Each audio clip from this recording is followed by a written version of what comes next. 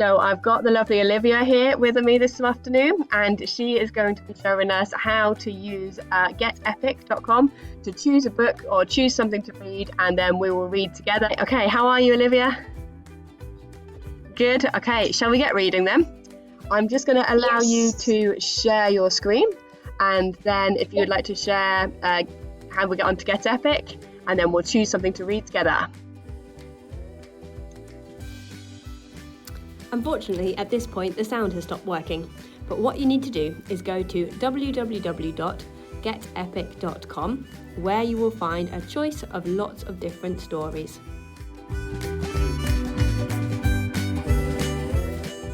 It remembers their preferences, and you can search looking at different age levels, the reading levels. You can do searches there to make sure that it is age specific if you want to do that. You can also look at different genres and find things which are interesting for your child as well.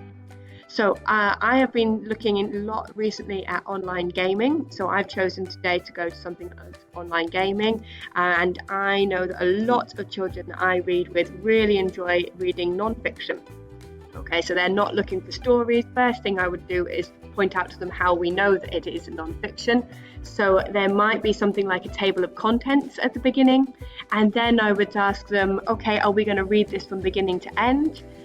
Which you wouldn't normally do. If you're looking for specific information, then we're going to be thinking about those retrieval skills. We're going to be thinking about those summarizing skills as well in particular.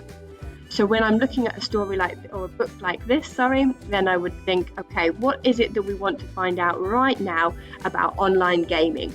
What is it that we want to find out? And I might say something like, okay, I want to find out, is gaming bad for you? Okay, and then I can direct the child towards the table of contents. So is gaming bad for you? Is there a section here which would help you with that?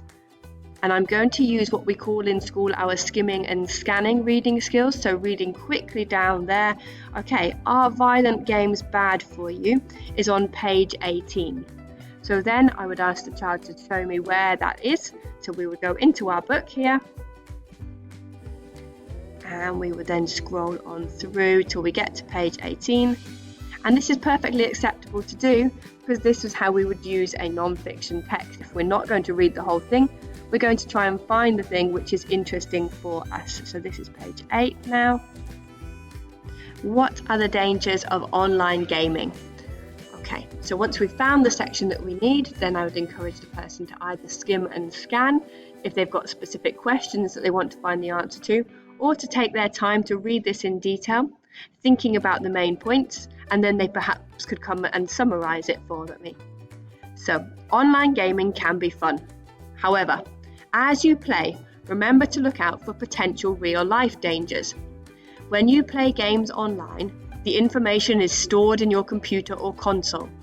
Over time, you add more and more personal information to online profiles and gaming websites.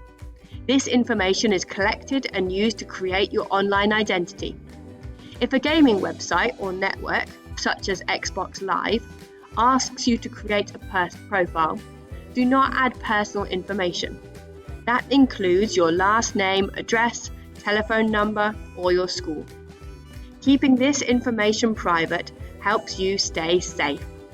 Your online identity can reveal personal information, and future employers, colleges, and co-workers might use your identity to learn more about you. Never use any of your parents' personal information online.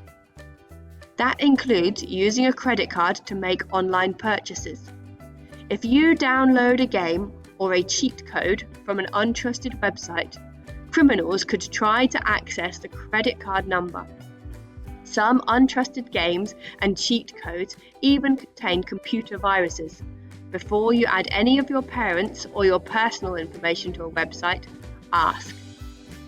So once I've read the bulk of the text with the child, then I would ask them to summarize, and normally ask them to tell me the 3 most important things that they have learnt.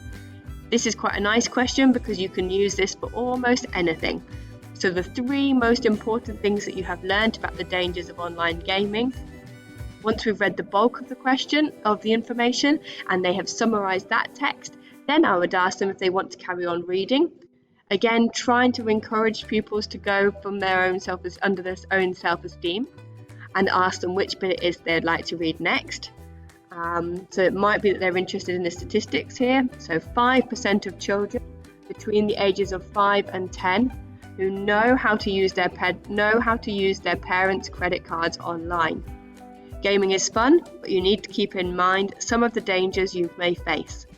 The information you add about yourself online can give away personal details to people who may try to harm you. So then again, I would look for actually here asking for some inferential questions. So what do you think could be the harm that you are facing if you put your details online? What harms might you potentially see? I could then perhaps ask them to explain a little bit more about exactly what it is that they're coming across. What are those problems?